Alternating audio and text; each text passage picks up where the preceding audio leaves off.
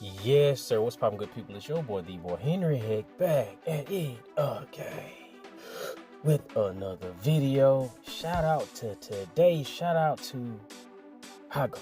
Oh yes, they had their showcase today, and goodness gracious, it was a doozy.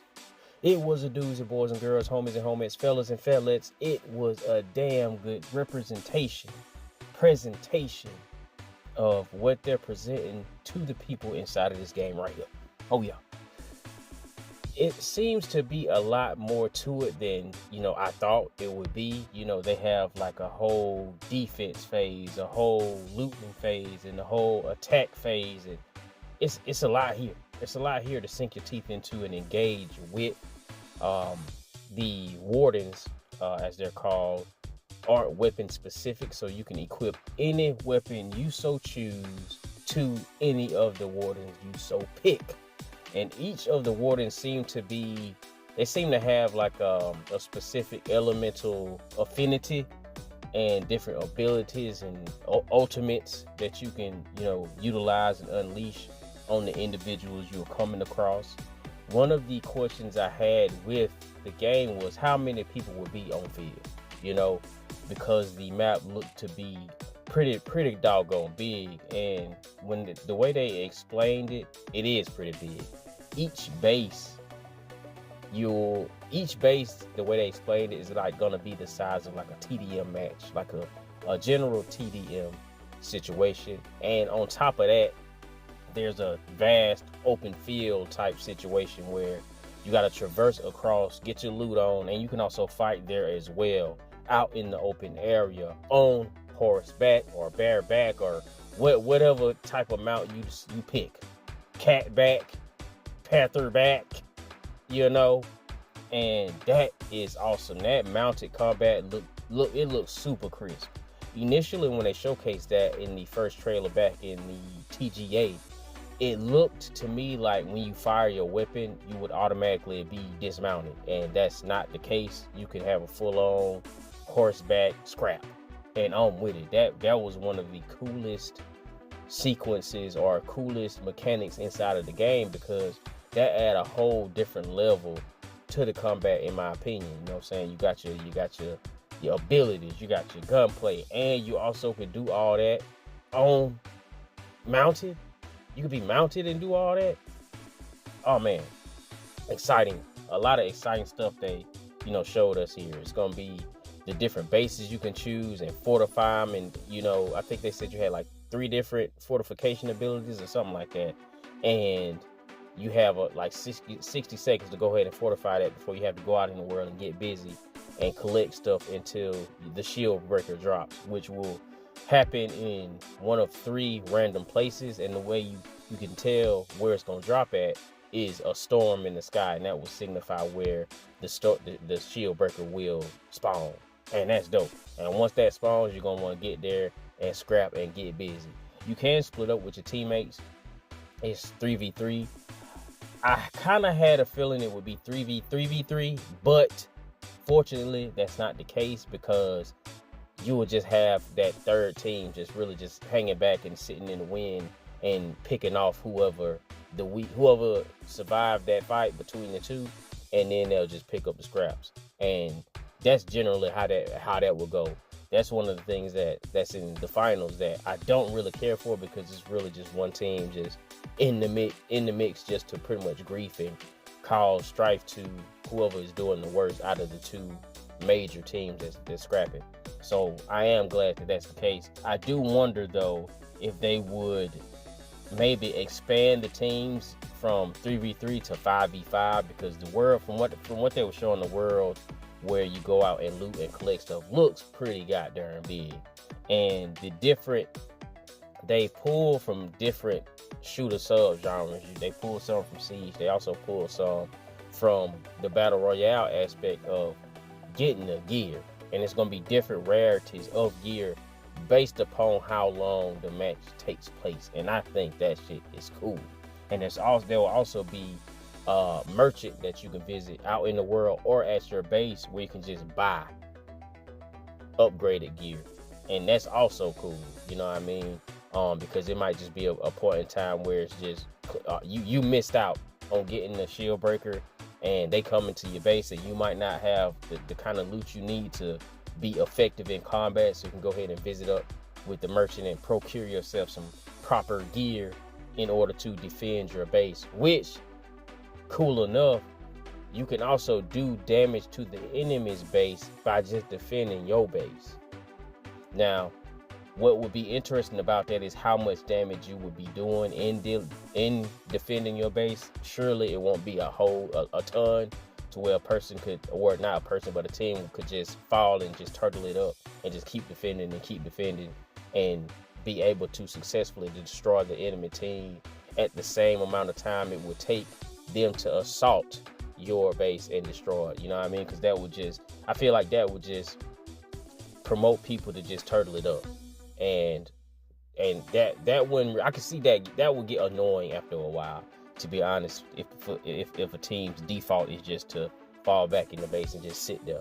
You know what I'm saying? Especially seeing as how you could just buy your upgrades. Though you still have to go out and farm a bit and collect the crystals in order to spend them.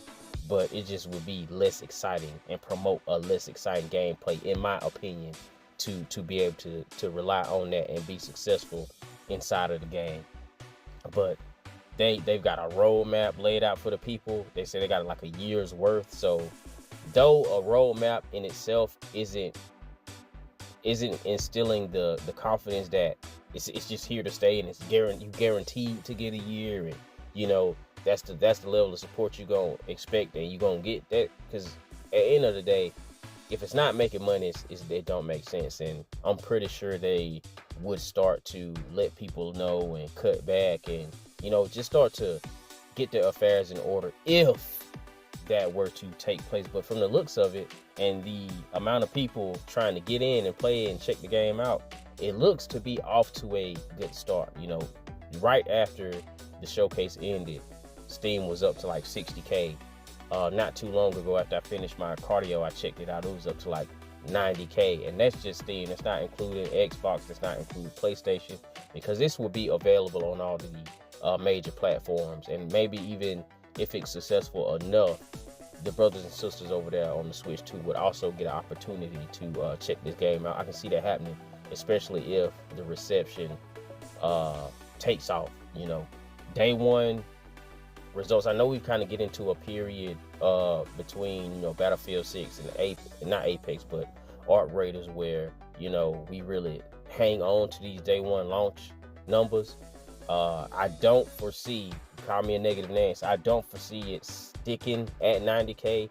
I see it dropping somewhere to around 30 or 40, and that's still damn good. 30 or 40 is still damn good. I just feel like that's where it's gonna settle at after a couple of months, and they'll be comfortable with that. And then of course, after you get another update, then jump back up to maybe 70, 80, and then, you know, because that's what you like to see and maintain as far as a healthy live game as a service. Because what Arc Raiders is doing, that's really outside of the norm. That's like one of the situations where the exception does not make the rule. That's just a unique case right there to be able to do what Arc Raiders is doing. Even Battlefield 6 it's falling down to like 90K, and some people will present that to be their game. That 90K is fucking excellent. That is excellent for a live service game. That's extremely healthy. And then we'll see where it jumps up to during its next update. But very rarely does a game hit back up to its peak and then and stay there or stay close to it. Arc Raiders just is extremely rare, extremely special case where that's taking place. But, you know, I'm excited. What they showed was everything they needed to show, in my opinion. They've sold me on it. The gameplay looks crisp, movement looked crisp, the heart-mounted combat looks crisp, the abilities from the different characters look interesting, and it also looks to be a clear difference between all of them. Like, they won't play the same. You got one character that can metamorphosize into like a beast form, and he has a shield and he can bust down doors, and then you have another character that's got sand powers, another character got flame power. It looks damn cool, and you can tell when they talk about it that they really put a lot of thought into it, and it's not something that they were forced upon. They're passionate about shooters. They're passionate about live service games. This is their bag. This is the type of stuff that they do, and this is what they wanted to do. And I wish them all the best. I'm going to do my part for sure. Jumping inside of this game, participating, learning the mechanics, learning the systems, learning the characters, putting out content, videos, posts. I was about to say tweets, but they call posts now. X. They got to come up with some kind of catchy, because going from Twitter and tweets to X to post, it kind of watered it down a bit. But shout out to Elon, man, did his thing on that app right here. I love it. I participate on it every single day. But yeah, I'm hyped, man. The launch content, you got 5 maps, 6 bases, 8 wardens, 3 mounts, 10 weapons, and 3 raid tools. Your raid tools are, y'all didn't touch on that. The raid tools are different quote unquote weapons that you use to like break down walls and gain entry into the enemy bases, but you can also use them to deal damage to your enemy players. So you will have your main weapons and then your raid weapon, and each teammate will have one weapon they can pick. You all don't have to pick the same one. You can pick different ones between. It's like a zip line, hammer, and a rocket launcher, and they both look cool. They all 3 look cool, and then I'm pretty sure it's a use case for all of them. I'm eyeing that goddamn rocket launcher. That's just how I get busy, baby. I'm with it. I want to check it out. So far, I think I'm going to try. I'm not familiar with the names, but I think I'm going to try the ice dude that can kind of metamorphosize into like the big hulking mass, and got the tank-like abilities. I think that's where I'm going to try to jump in at, or either the individual, the girl with the sand abilities. She seemed to be kind of like an assassin, sneaking stealth type of joint, and I'm with it. I'm gonna definitely try all 8 of them out, and they will be announcing some more stuff soon, like in 2 weeks, which is super rapid. But they explain that this is kind of like a unique launch situation for them, so they're gonna want to. So you can kind of look at this like season 0, kind of like, or a preseason before they really kick stuff off. And ranked is coming in 2 weeks. That's pretty quick, in my opinion. But with people, it don't take no time for people to kind of figure out how to optimize and really get in where they fit in and lock in with certain characters, with certain weapons, develop certain metas. And I think they got some right here. I really do think they got some right here. And they spoke to how they were really trying to figure out the next thing. They didn't want to do extraction. They didn't want to do battle royale. And they also didn't want to do just your regular TDM style. Though I do believe they should have alternate modes up in here. Like a TDM mode would be cool in here, just as a place to, jump in, warm up, hit your shots, and maybe even somewhere to go where you can just wait on your team to get together. Like one of the homies might not be off of work yet, or one of the homies might not be out the shower yet, or finishing dinner, or what have you. And also on the other side of that coin, sometimes you might not have a full 30 minutes to devote to a full raid, which they said it could take from 8 minutes up to 30 minutes. It just really depends upon how that back and forth is going betwixt the 2 teams. And so I might just want to hop into the game and participate in something before a date night or something. And the wife is just now finishing her hair and getting ready, and you know how women do. They gonna, you know what I'm saying? You might even be able to get the opportunity to do a whole raid, how long they end up taking. You might have a free 30 minutes after you done got yourself ready. So you might not even need that TDM mode. But just for the sake of, being able to mix it up.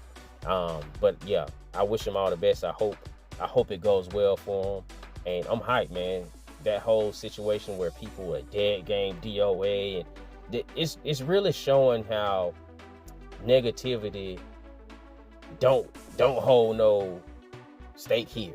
You know what I'm saying? Because you let the internet tell it, you let YouTube tell it, you let TikTok and all these other platforms tell it. This game was not wanted, it was not needed, and wasn't nobody gonna check it out. And I was in the live show, and it was like 14K people up in there, and it was generally positive reception up in there, generally positive. And it goes to show, because I was one of them that was like, man, they need to say something, they need to speed, you can't just.